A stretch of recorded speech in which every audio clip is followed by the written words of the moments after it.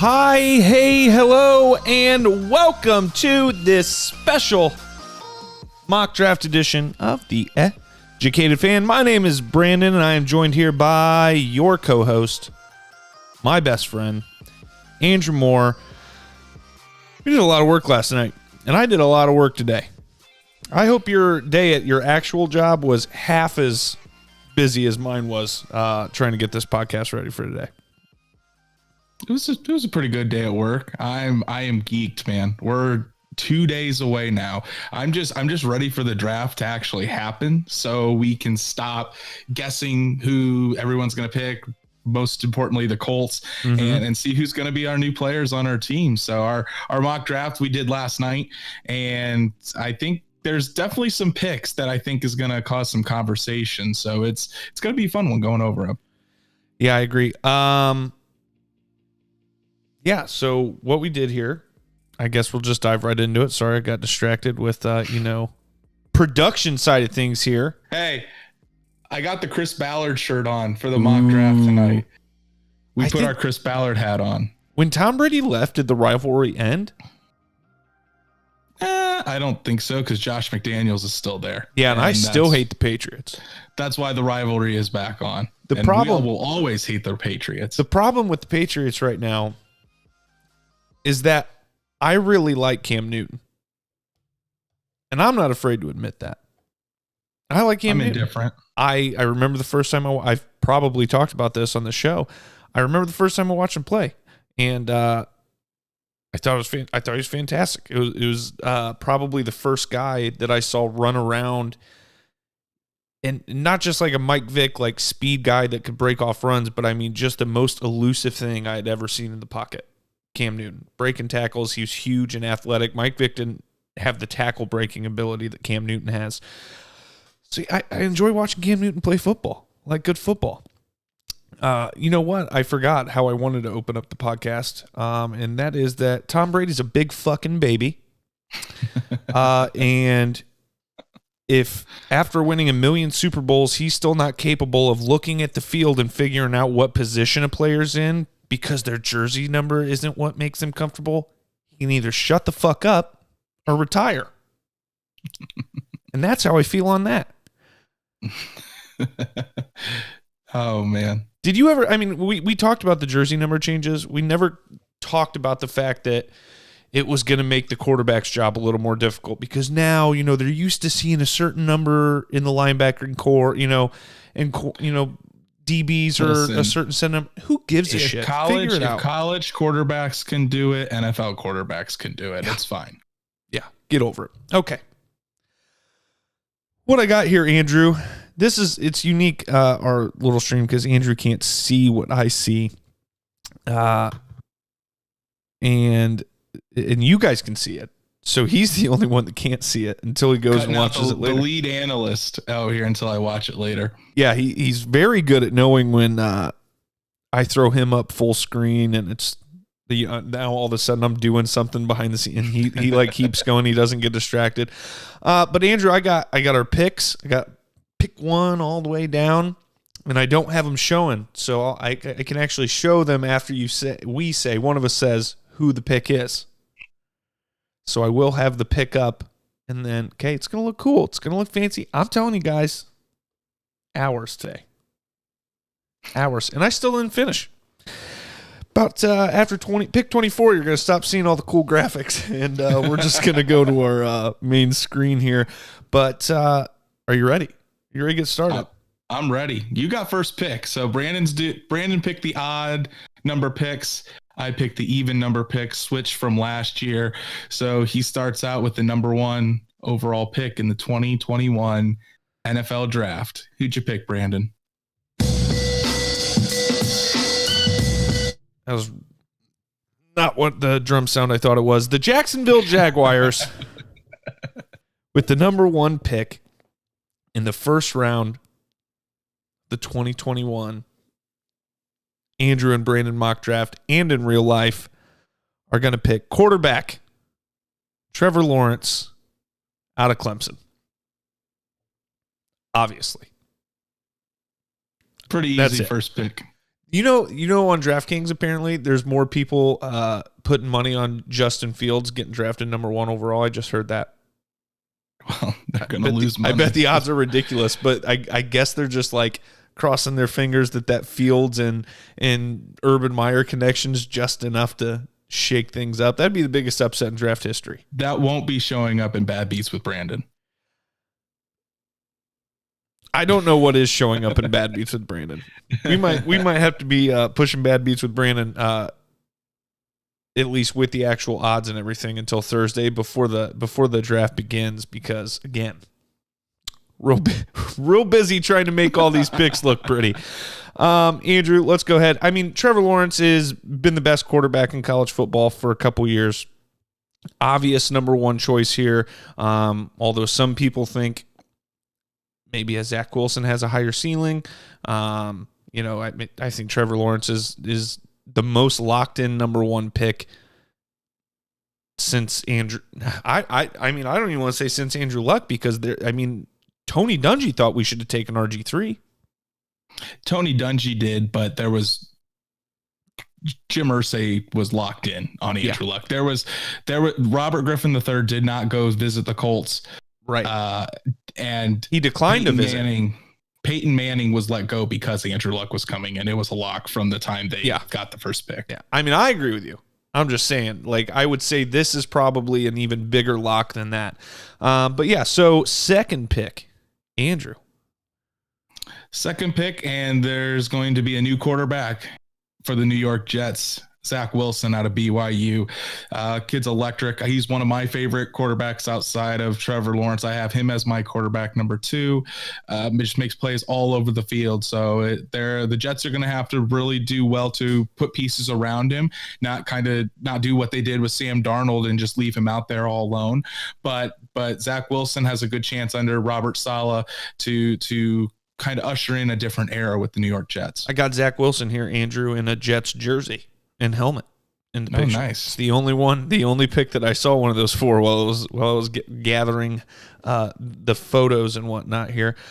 Pick number 3, San Francisco. So there is some chatter right now, and I know I talked about it the other day, but it's just continuing and it's picking up, that the 49ers might be going after maybe a Trey Lance instead of Mac Jones like we thought. And then there's even a GM that's in one of my favorite reporters' ears right now saying, I swear to you they're going to pick Justin Fields. So I'm real confused. But I think overall this 49ers football team is ready to win right now, and probably the most NFL-ready quarterback in this draft is going to be Mac Jones. Quarterback from Alabama. I think he's probably the most ready to help a team win right now. 49ers, and God, they got people coming back off of injury too. I mean, a guy like Mac Jones could push them over the edge. I think he's going to be a better option for them than Jimmy Garoppolo. Jimmy Garoppolo's probably gone if we're not all dead on Sunday. Thanks, Kyle Shanahan, for that quote. But yeah, Mac Jones. Yeah, Who would you pick there? If I was the 49ers, I said this from the very beginning, I'd pick Trey Lance.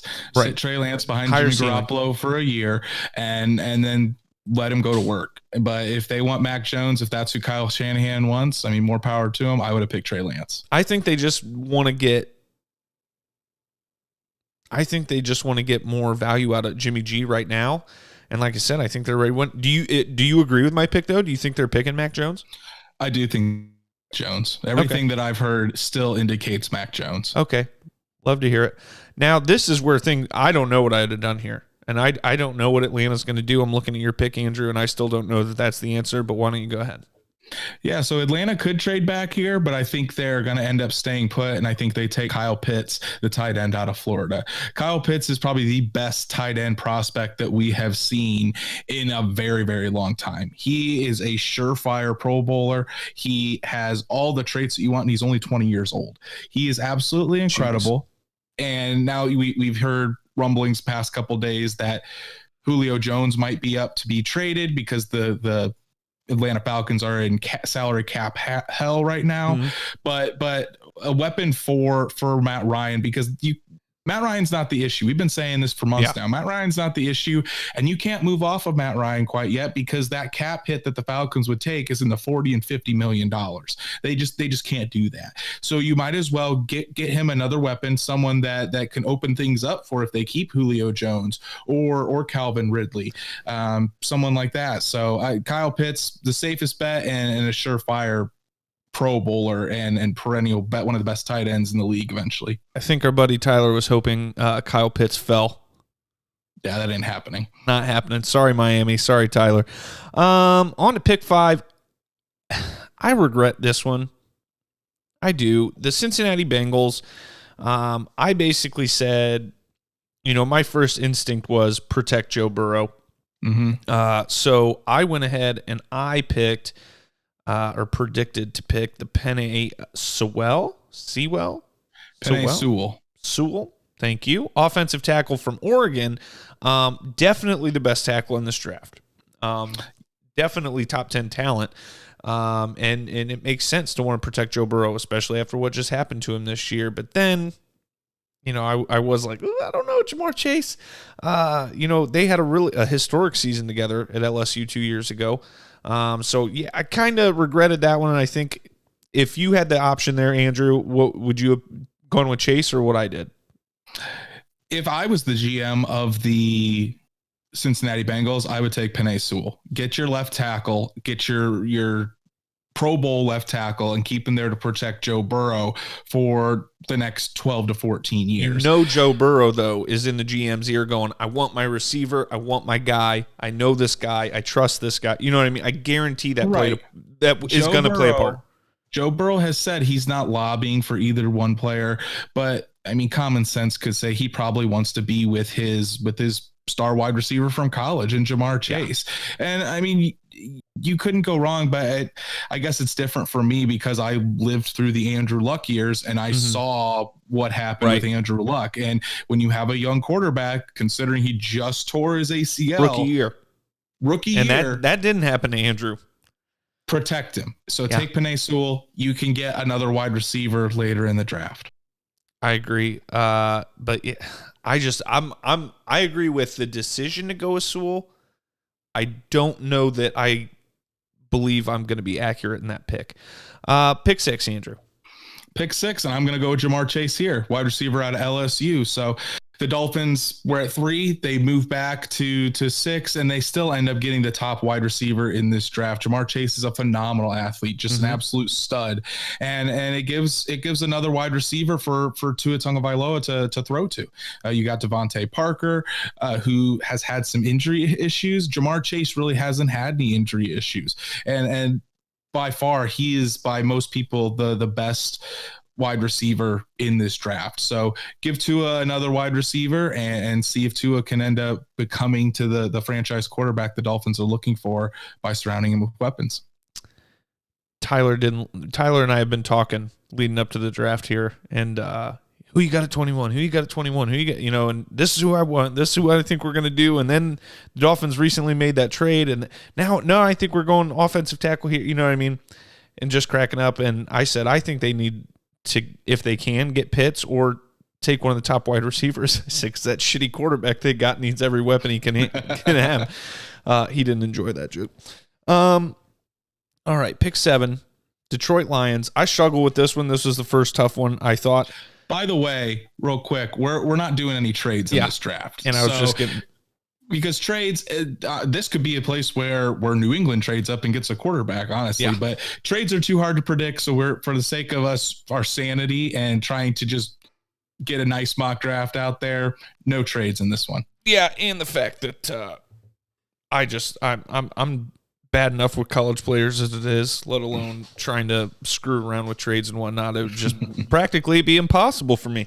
But my instinct was, I think Detroit trades out, trades back, and tries to get some more picks. And New England might be that team, Andrew. But as we are not doing that, I have Detroit being in need of a wide receiver, a linebacker, my opinion, a quarterback, an edge, a corner.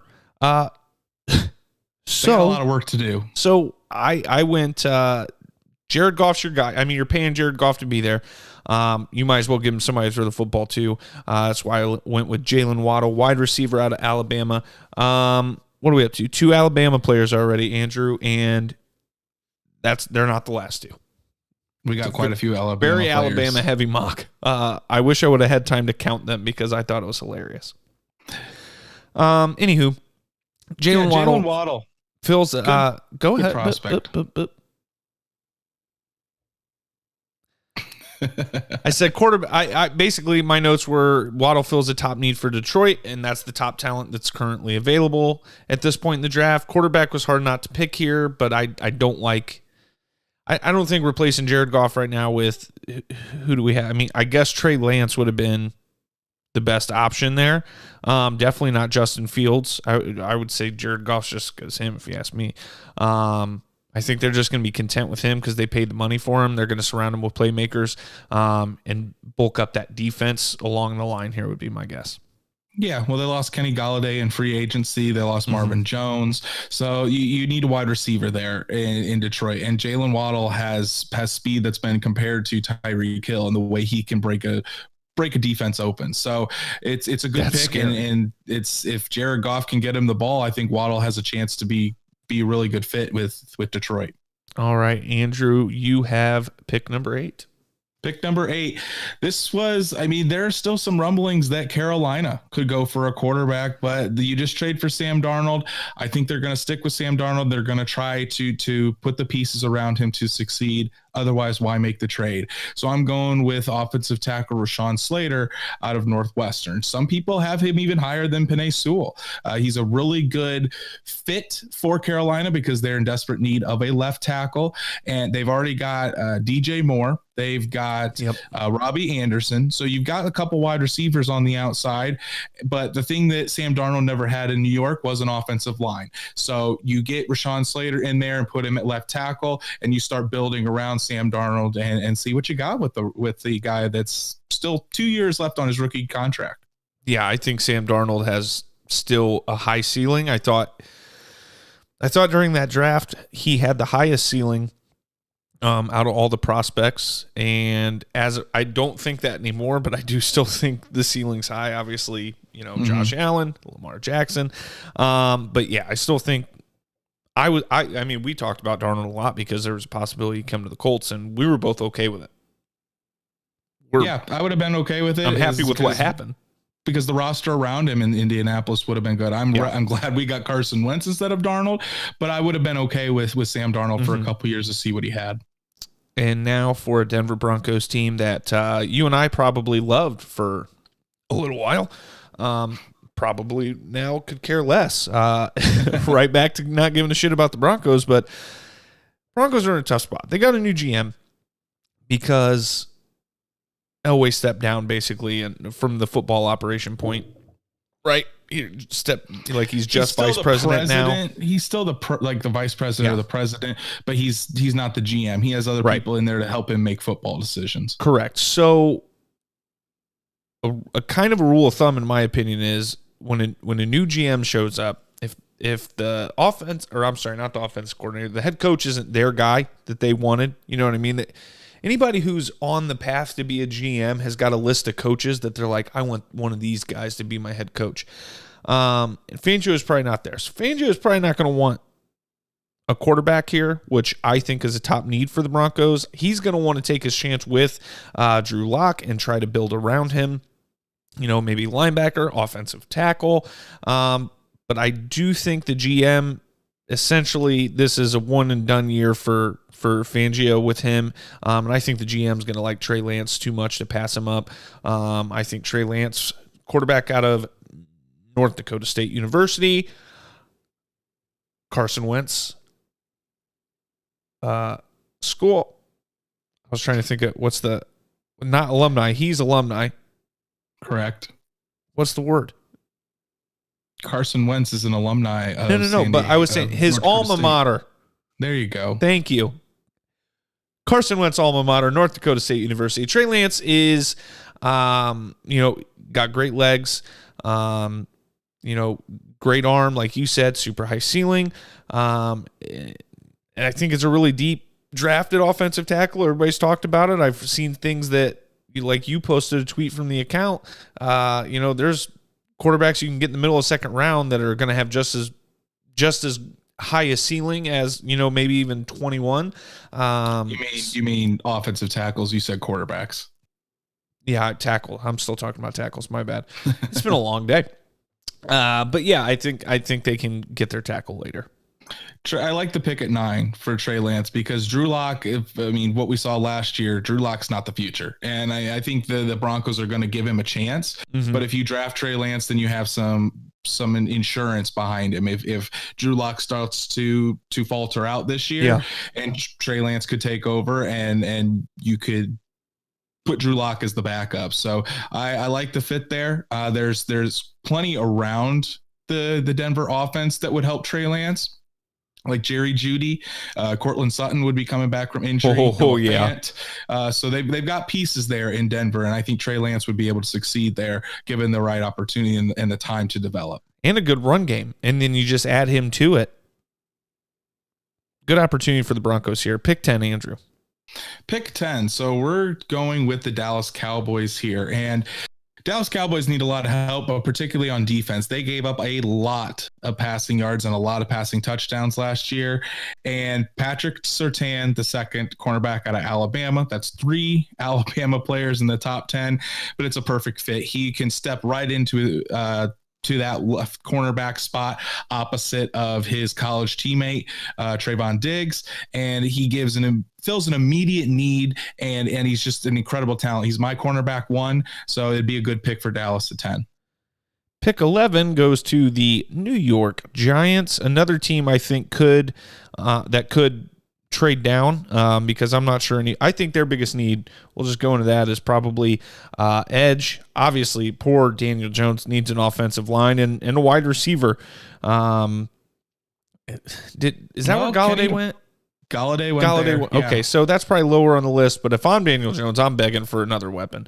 I even saw, it's so hard to gauge what a team needs when you don't know, I know what the Colts need, okay? Right. I don't know spot on what every other single team needs for every single position, right? So you go and you look at what other people are saying that they need.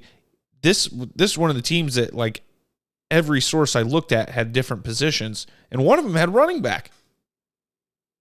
So I immediately left that page and said, this guy doesn't know what the fuck he's talking about. Saquon Barkley is a Giant. But yeah, I think edge is where they're going to go. Joe Judge, defensive guy. He's going to go with Azeez Ojulari, edge out of Georgia. We talked about him the other day, so I will leave it at that. I think he fits a need. And Joe Judge is going to either want to mollywop an offensive lineman or defensive lineman. I think he goes defense here. Yeah, I don't mind the pick there. I love Azeez. Most mock drafts that I've seen has Kwity Paye there as the defensive end that if the Giants pick, Azeez Ojulari is more in the 20s, but listen, we're very high on Ojulari and it's our mock draft. So listen, he could this is not going to be the best mock draft you watch or read or whatever. It's just not going to be, especially when I'm involved. I'm no college football expert. We know that, but I did think Andrew told me at one point he was out on Kwity Paye. I just think he said that there's no way in hell the Colts are getting him. Right. I got him jumbled up. Probably should have gone Kwity Paye here. But I do like Azeez. As far as trading back, Dave Gettleman has never traded back out of the first round in an NFL draft. So it'd be the first time if the Giants do that. You said doo-doo. Pick 12, Andrew. Pick 12. So pick 12 is our buddies over in Philadelphia. Nick Sirianni, the new head coach, they've got needs all over the roster. And you could go wide receiver here. I'm not going to do that. I could very easily see Devontae Smith going here, but for our purposes, I picked J.C. Horn, the cornerback out of South Carolina. Lockdown corner, guy's got an attitude to him, got a like a savageness to him is the right word, just how he plays football. And he kind of fits the mold you would think of someone in Philly. So a real tough guy that takes things personal. So they definitely need help on the outside at corner. And I think JC Horn could step in and be cornerback one from day one. I think that's what they should do. And I think if their GM has any sense, that's what they'll do. But I don't think that's what Nick Sirianni is going to be one. I don't think Nick Sirianni is going to be asking for a corner in the first round, but I think it's a good pick. I think it's the one that makes sense. Pick 13. LA Chargers. Who's their new head coach? Oh, I forget his name. He was the defensive coordinator for the Rams. It's gonna kill me. Okay, well, you can look it up while I talk if you really want to.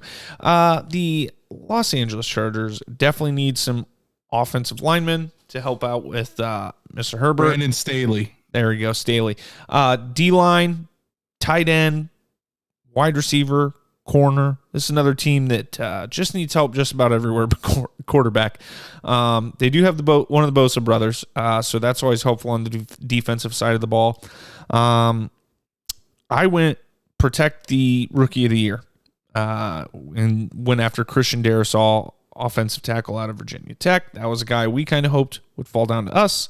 I don't think the drafts I've been looking at, it's happened in some, hasn't happened in some. But I think he's a good offensive tackle, and Justin Herbert's going to get a little bit of protection. I think he's definitely solid. And the Chargers have had offensive line issues since Phillip Rivers was there. So it's time to protect your young quarterback and get his blindside protector for the foreseeable future. Hey, I thought of a fun question last night while we were doing this, or I saw something. If you know everything you know about these three players right now, and they were all available to pick number one this year, who would you pick? Joe Burrow, Justin Herbert, Trevor Lawrence? Trevor Lawrence. Without even thinking. Trevor as well Lawrence. as Justin Herbert played last year. Do you remember that first game he came in? Or was it a home game for us so you didn't get to watch? Incredible. I watched, but Trevor Lawrence. Trevor Lawrence is the can't miss prospect that's on this just a little bit below Andrew Luck. Trevor Lawrence, 100%. Well, let's hope the Jaguars ruin his ass. Yeah, so Christian Darrisaw, pick 14, Andrew. Pick 14 was tough for me. The Vikings could go a variety of different ways. They could go offensive line. They could go edge rusher. You could have picked Kwity Paye here. I could have picked Kwity Paye here, and I really thought about it. I'm going to go Jalen Phillips, though, out of Miami, because I think with Danielle Hunter on one side, I think if you just thinking about putting Jalen Phillips on the other side of that defensive line, as long as his medicals check out, I feel like that's going to be very enticing to the Minnesota Vikings. So I went with Jalen Phillips. I very well could be Kwity Paye. That probably, when I was thinking back on it, Kwity Paye was going to be the safer pick. But I think Jalen Phillips' upside for the Vikings specifically is why I picked Phillips over Paye, because I think if it was me, I would have picked Paye over Phillips. Okay. So 15, those rivals we were just talking about not too long ago, the New England Patriots, Andrew. This was hard. I think this could have gone a couple of ways. I think they could have gone wide receiver here and gotten a Devontae Smith. They added receivers in free agency, but I still think they probably want a little help there. But I do think Bill Belichick is feeling pressure for the first time in his career. I think he's feeling pressure to find the next guy. And although he loves him some Cam Newton, I think they're the ones that finally pull the trigger and go after Justin Fields, quarterback out of Ohio State. I think he stinks. But Cam's performance last year obviously can't be denied. I think if Fields does fall this far, it's going to be a little irresistible for Bill and the Patriots. I did see a mock draft, Chris Sims, that has Justin Fields falling all the way down to the Bucs, though. And that's why Chris Sims is an idiot. Because that's not happening. Chris Sims loved Josh Allen. Chris Sims Loved Lamar Jackson higher on him than anybody else was. And Patrick Mahomes, he was one of the guys saying that he should have been going higher. I'm just telling you. Justin Fields is not dropping to the Bucs. I've heard the past couple of days that the Patriots are in talks with the Panthers of moving up to 8 to take Justin Fields if he's available there. So that very well could be. I think the Patriots love Justin Fields, and I think if he gets to around that 8 range, you could see that happen. Hey, don't forget, I just picked him to go to the Patriots, so easy. All right, pick 16, Cardinals. Pick 16, the slide has to stop. This guy is too good to go any further. I know they added AJ Green. Don't say his name. I know Larry Fitzgerald is still there, but it's time. Devontae Smith, you bastard, you said it. Wide receiver out of Alabama. He goes 16 to the Cardinals. We've heard that the Cardinals have been looking to trade up for a wide receiver in this draft to try to give Kyler Murray even more help. So they've got DeAndre Hopkins. They've got AJ Green. Larry Fitzgerald may still be back. He hasn't said whether he's retiring or not. Yeah. But when you've got Marvin Harrison 2.0, I don't care if he weighs 170 pounds.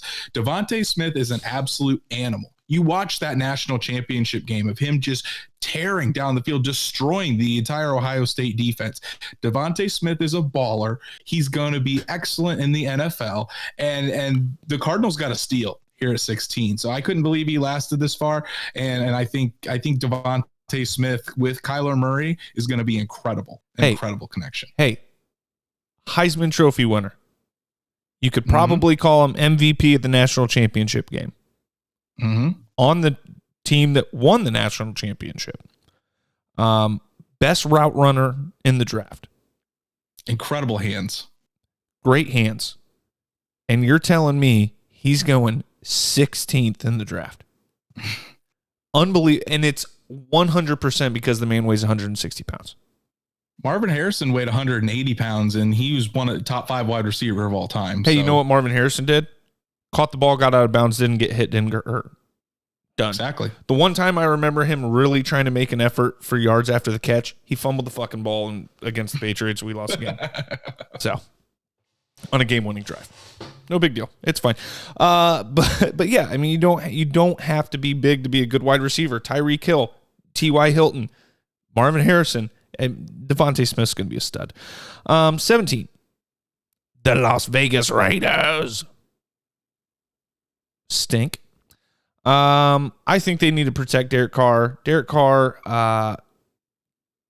kind of looked like Derek Carr of old this past year, and so that means he'll probably stink this year, but they are going to try to protect him with Elijah Vera Tucker. Offensive guard out of USC, they got rid of their offensive line. Felt like they let their whole offensive line go. So right. That is a must in this draft. There's a lot of depth in the offensive line this year, so that means they better be picking a couple of guys, because you got to protect Derek Carr. He's gotten injured too many times. He's already a big crybaby. I don't want to hear him crying about getting hit all year. I don't know. Got to find him some weapons too. But yeah, I think offensive line was the focus here, and I figured tackle or guard. And Vera Tucker's the best offensive lineman on the board still. Vera Tucker is a top 10 prospect in this draft for me. He is phenomenal, and I think the Raiders get very good value with him as 17. Yeah. Tyler thinks it'd be huge if Smith falls that far. I agree. 18. Andrew, the 18. Miami Dolphins. You got Miami both times. I did get Miami both times. So Tyler, let me know if you like my picks. But number 18, I'm going Micah Parsons, the linebacker out of Penn State. And here's why. I feel like he's a type that Brian Flores would love. A guy that's just an absolute incredible athlete, can play at linebacker, can rush off the edge. Brian Flores would have a ball just putting him all over this defense and having him make plays. Micah Parsons, there are some issues with there are some concerns about some character and maturity, but I think if he goes down there under Brian Flores, that wouldn't be a concern.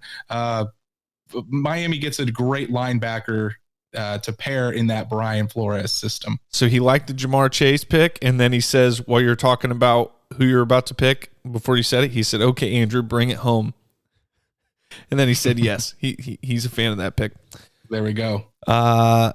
19, the Washington football team. Honestly, when I was looking up logos and everything for teams and saving everything, honest to God, couldn't remember what the logo looked like for the Washington football team now. But it's just letters. Just literally W. letters. W, and then it's Washington football team. Washington football team. I think that's a team that could trade up for a quarterback if they take a lot.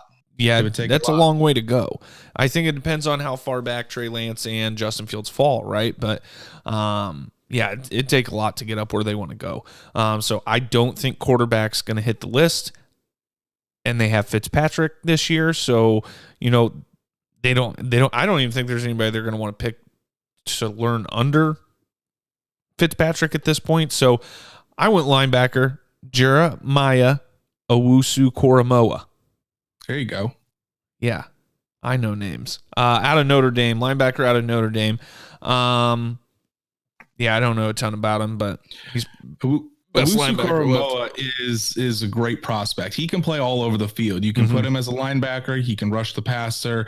And he's even got the body type that he could play slot corner. You could put him as a box safety. He's a do everything guy. So him flying all around in the secondary or in the second level. And when you have Chase Young rushing the passer, defense definitely gets better at Washington. Ron Rivera likes good linebackers. Pick 20, Andrew, the Chicago Bears. Yeah, here's another tough one because I think the Chicago Bears could go offensive line as well to help protect Andy Dalton. They definitely need a right tackle, but they lost their Pro Bowl cornerback because he was just too expensive. And Kyle Fuller is now gone. Enter Greg Newsome II from Northwestern.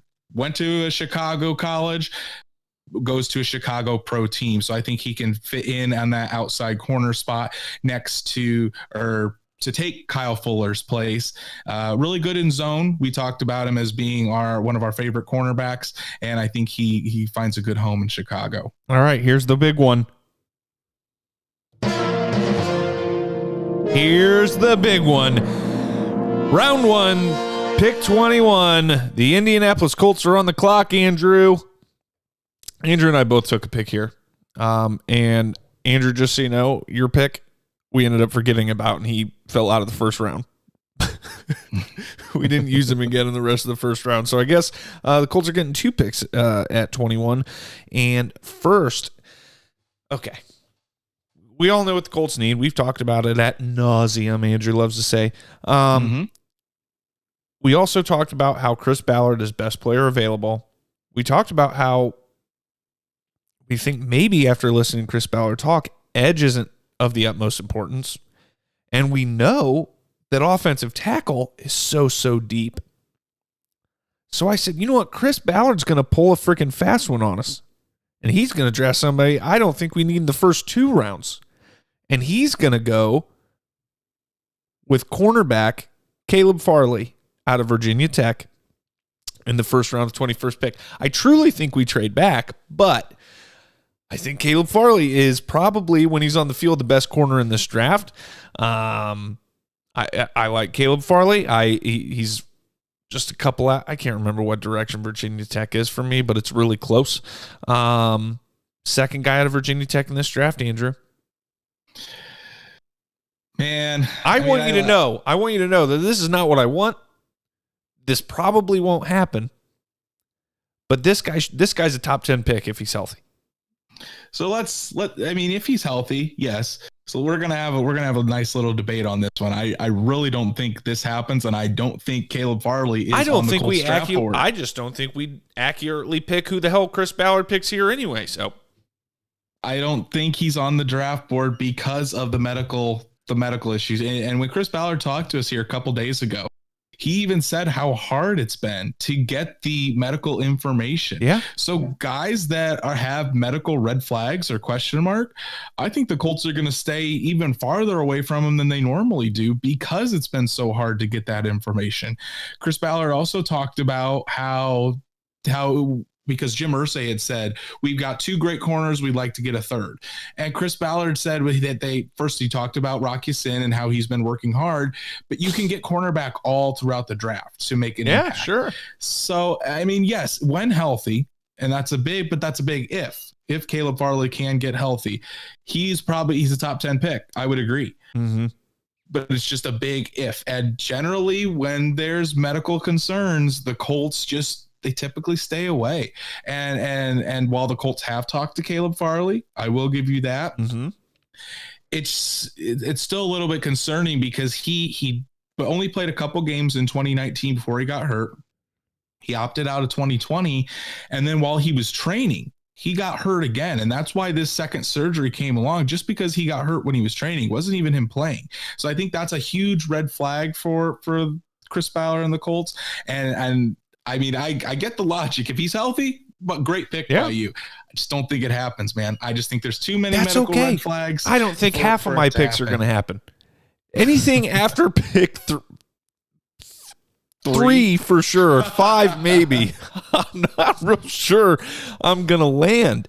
I just want you to know, though, I can't remember how many, but I was looking to see how many of your picks matched that guy you call an idiot, Chris Sims, directly. Not 0. Not 0, Man, I'm talking about down the list. Blind squirrel finds a nut once in a while. So, all right, Andrew, your pick for the Colts. My pick for the Colts, offensive tackle Tevin Jenkins from Oklahoma State.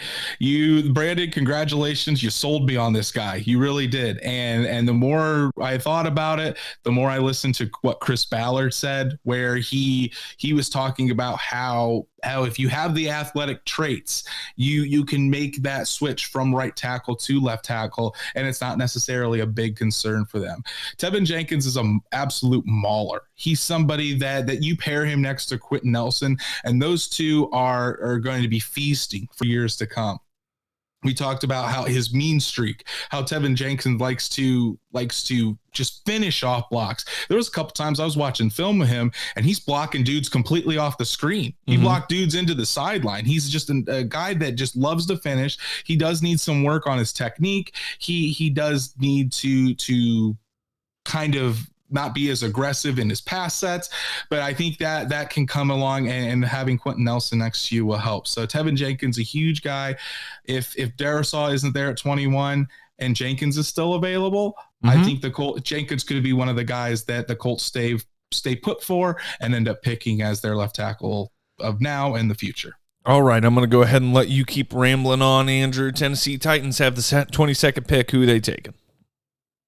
They're going to get some wide receiver help, and I'm going Elijah Moore, the wide receiver out of Ole Miss. Great choice. A guy that's got blazing speed, 4.3 40. You put him next to A.J. Brown, and he can definitely make some noise. Not the best Moore, and not the best receiver with the last name Moore in this draft, but we'll take it. You're a big fan of Rondale Moore. I am too.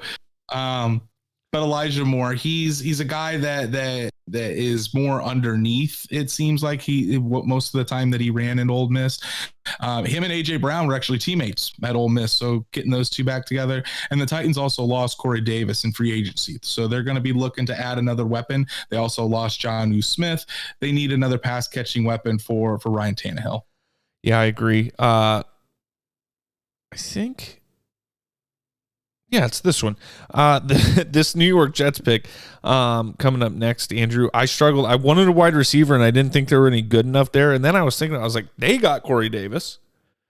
They still have Jamison Crowder. And Denzel Mims. And they drafted Denzel Mims last year. I'm like, they're fine. Their wide receiver core's fine. So I opted to go with some protection again for that new quarterback. New shiny toy, protect shiny toy, Zach Wilson. And I went with Landon Dickerson, offensive guard out of Alabama, number 69. Nice graphic there. Put that in your mental book, checkbook there, Andrew. But yeah, offensive guard, nothing more to say. I do believe he's got some medical concerns, but I've seen him go this high in other mock drafts. If I was making the pick, I would have went Kwity Paye because the Jets need somebody to rush the passer. But we already talked about the issue with Kwity Paye with me. All right. Dickerson. I thought you said he sucked. I misunderstood. No. Dickerson, if he can be healthy, I think he's got some talent. Okay. Nice. 24. 24. The Pittsburgh needs some help running the ball. They were absolute garbage last year running the ball, and they get Najee Harris, another Alabama player. This time it's a running back. So Najee Harris has probably the best running back in the country, absolutely dominated in the college football playoff against Notre Dame and then against Ohio State. So I think Najee Harris is a good fit. He is more of that patient style running back, kind of like a Le'Veon Bell, who had quite a bit of success in Pittsburgh. So going Najee Harris with James Conner going out to Arizona, they need a running back. Najee Harris could step into that starting role immediately. Yeah, I liked that pick a lot. I didn't. Shut up, Alexa. I'm not talking to you. Dumb bitch. She's going to kill me one day when the robots come for us. I didn't know where you were going to go with Pittsburgh, and when you picked a running back, I was like, oh, duh, it makes all the sense in the world. A lot of people don't have a running back going in the first round, and I think the two that we have going, hint, hint, there's another one. I think the two we have going are great fits for the teams they're going to. I think Najee Harris is a great fit. Pittsburgh needs help. Sorry, folks, this is where the graphics end, and you just get to see our normal home screen like you're used to. Moving along to another Jacksonville pick. I have them taking defensive tackle out of Alabama, Christian Barmore. Their run defense was not great last year. Ask Jonathan Taylor. But yeah, so I think that's the logical choice. Yeah. I think that's the first defensive tackle off the board too. So yeah, not a good defensive tackle draft. And Christian Barmore is by far the best defensive tackle prospect in this draft, and if it fills the need for Jacksonville. Pick 26, the Cleveland Browns, Andrew. I think the Cleveland Browns keep adding to that defense. That defense, I really love what they've done with that defense this offseason. They got Anthony Walker, but Zaven Collins out of Tulsa is an incredible athlete at linebacker. You can put him pretty much anywhere in that second level, and he's going to make plays. He can rush the passer. He can be a good coverage linebacker. So I think it fills a need, and it fits on my board. Zaven Collins, the linebacker out of Tulsa, would be a really good fit for Cleveland. Pick 27, Baltimore. A lot of AFC North action right now. Baltimore, one of their two picks in the first round here. I think they need a wide receiver. I think they need help at the edge. And I went ahead and gave them Kadarius Toney, wide receiver out of Florida. Lamar wants to throw the ball more. He needs to start throwing the ball more. Problem is he needs somebody to throw the ball too. And I think they're going to try to address that need here. Yeah, they already have Hollywood Brown. They signed Sammy Watkins in the offseason, and Kadarius Toney, the kind of player that he is, he's kind of like a gadget guy, but he's fast, can make all kinds of cuts. It just seems like he fits that Baltimore offense. Yep. Andrew, pick 28, New Orleans Saints. The slide stops for Kwity Paye. He's going to go to the New Orleans Saints. New Orleans has a really big need at cornerback. So if you want to take a guy like Tyson Campbell there, I could see that. But Kwity Paye, he goes to New Orleans. New Orleans lost Trey Hendrickson in free agency. So they could use another defensive end opposite of Cam Jordan, especially since Marcus Davenport hasn't really panned out since they drafted him high. And I think Marcus Davenport is coming up where his contract is up soon. So get Kwity Paye, and you could put him opposite of Cam Jordan if you don't re-sign Marcus Davenport. At pick 29, the Green Bay Packers management and coaching staff get a chance to redeem themselves. And if they do not give Aaron Rodgers a weapon, I'm telling you, every Packers owner is going to show up to the team facility and fight somebody. I mean, you can't let Aaron Rodgers down here after he won MVP when you were essentially, I mean, maybe you were trying to motivate him, but it sure did look like you were about ready to give up on him. You got to give him a wide receiver. That's what they're going to do. Rashad Bateman wide receiver out of Minnesota. Whether or not that's the right pick at that spot, I think that's where they're going to go. And if that's who is best available, that's who's best available. I think Bateman would be real good with Aaron Rodgers. And I mean, I like Bateman if he fell to the second round, which he's not going to, or early in the second round would be, I think, his floor. But I think Bateman's a really good wide receiver and has pretty good potential. I'm just thinking about how hard a fantasy draft is and how disappointing it is to see certain guys go right before you get to them. And I can't imagine the pressure on actual NFL GM. Pick 30, Andrew. I love this pick. So for pick 30, the Buffalo Bills, I went with Travis Etienne, the running back out of Clemson. So our second running back taken in the first round. I've heard more rumors that the Bills are looking to trade up for Travis Etienne possibly. Wow. So they're really interested in him. They really like him. And you remember the Bills didn't really have much of a running game last year either. It was mostly just Josh Allen and Stephon Diggs. So you get Travis Etienne there, a weapon that not only can run the ball in between the tackles, but he's a pretty good receiving back as well. So it gives Josh Allen a little bit of out. I think he'd be a really good fit and something that a running back that Brian Dabble can really use, and he'd be a pretty big weapon for the Buffalo Bills. 31, Baltimore again. I think they're going to go. I got real lazy here at the last few picks. I just think they're going to go edge. Jason Owe, I think I've heard a little bit about him throughout the day, just listening to different podcasts while I was working. I think this is a steal if they get him this deep. He scares me because he's got all the traits. I mean, he's a great athlete. He had ran like a 4.37 40 at defensive end, which is just unheard of. But the lack of production scares me. I mean, he didn't have a single sack for Penn State all last year. Yeah, it's so hard though in college, Andrew. Like offenses in college are not drop back passing game. You know what I mean? There's RPOs, there's a lot of running. You know, it's not the same as the NFL. So while I think the sack number is an important stat, obviously, for an edge rusher, at the college level, it's still not the most indicative of production from a defensive lineman in college.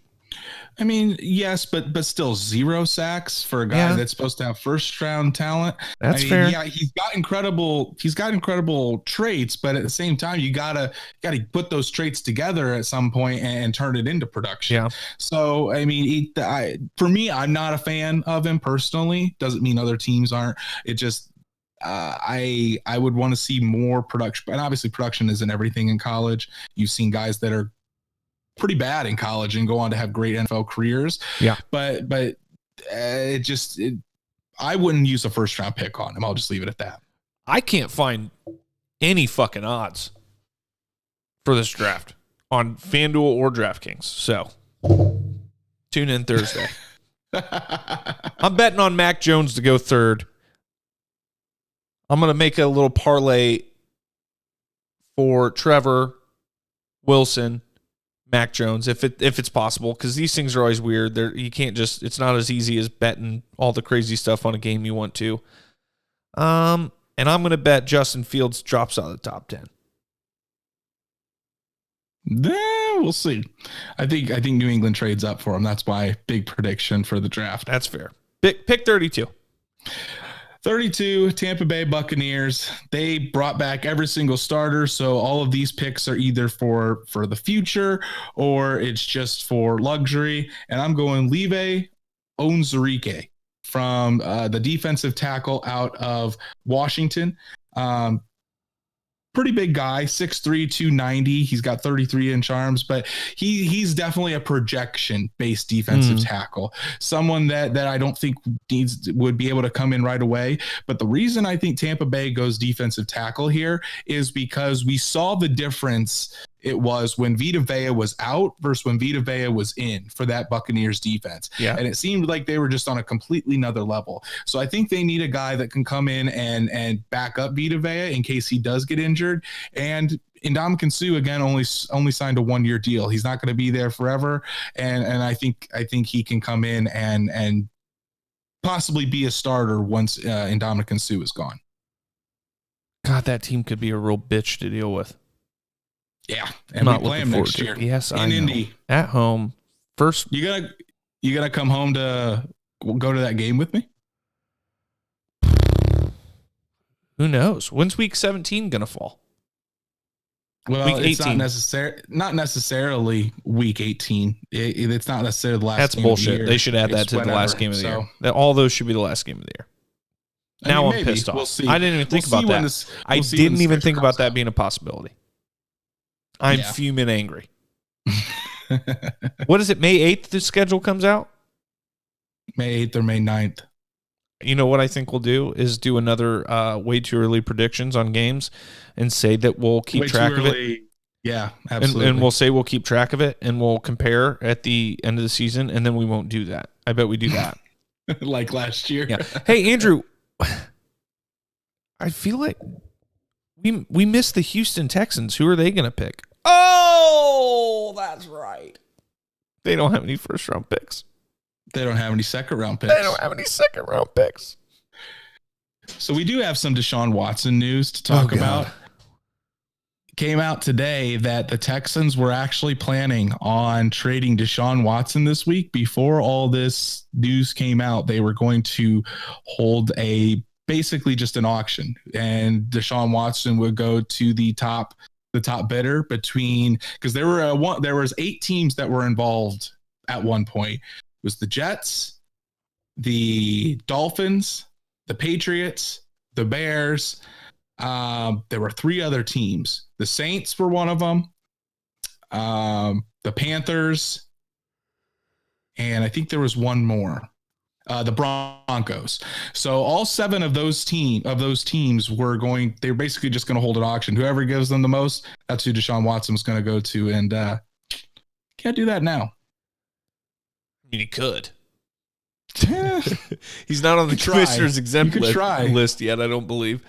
Damn. I hope they're all lying.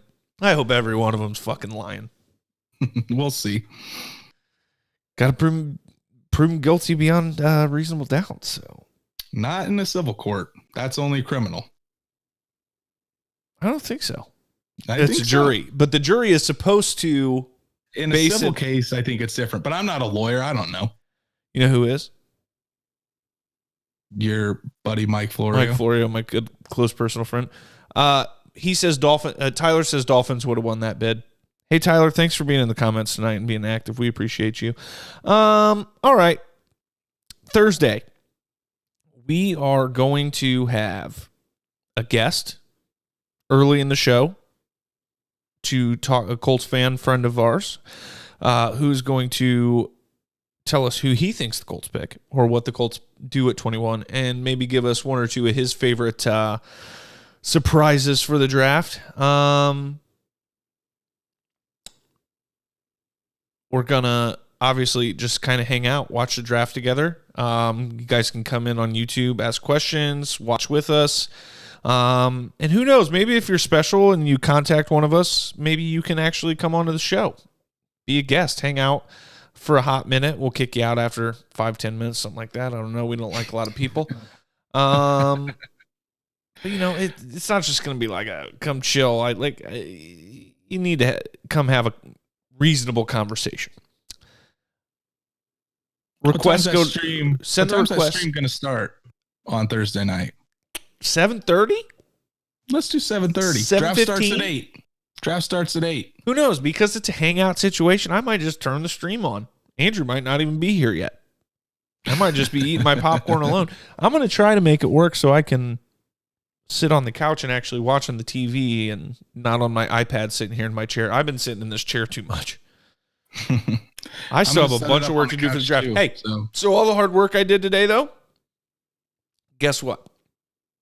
I might be able to, I think I figured out a quick way to actually put up graphics for every pick that comes live. Ooh, that'll be fun. I think I figured out a way to do it. I just got to get it all set up. So my work's not done. I'm going to have to make a larger list of names with, for potential who could end up in this position kind of thing. But yeah, it should be fun. Go follow us on our socials. It's at The Educated Fan, at TheEHDUCATEDFAN. If you could not hear me, maybe you're listening on Apple Podcasts, and you can put it at times 0.5. Or you could just go watch on YouTube, click the like button, click the subscribe button, and then listen to it again. Leave a comment, too. What do you guys think about who we picked for the Colts? Me and Andrew, Tevin Jenkins, and Caleb Farley. And Caleb Farley. Tyler, you're not invited with that comment there. Why Andrew Luck was overrated. Let me tell you about a real conversation. See you, Tyler. Not today. Did you say Kwity Paye? I said Caleb Farley. Oh, yeah. My pick, Caleb Farley. Probably the most likely thing to happen in the draft. That's it. You got anything? Come and join us Thursday night, 7:30. We're gonna hang out. We're gonna break down each pick real quick. Just have your phone up to YouTube while you're watching on your TV. Yeah, literally, what could it hurt? Listen, you don't need to listen to Reese Davis and Kirk Herbstreit. Come listen to us. No. We'll be more fun. You could silence your TV and watch with us. That's one fun way to do it. Or just have the audio on both. What were we doing last year during quarantine around this time, Andrew? Watching a grown man play a football game from 2003 or some shit, streaming that. We watch these guys watch games because they bet on them from Barstool. We're as big as Barstool. We're as cool as those guys. We're as cool as them. I'm for sure as cool as Big Cat. We have a good time. Let's send the people on their way. Yeah. This last 10 minutes didn't have to happen. Didn't have to happen this way. But we have fun. We put a lot of hard work in this episode, so I'm lingering and enjoying it. But yeah, Andrew, until next time, my friend, go Colts. Go Colts. I fucking love football, and I love you guys.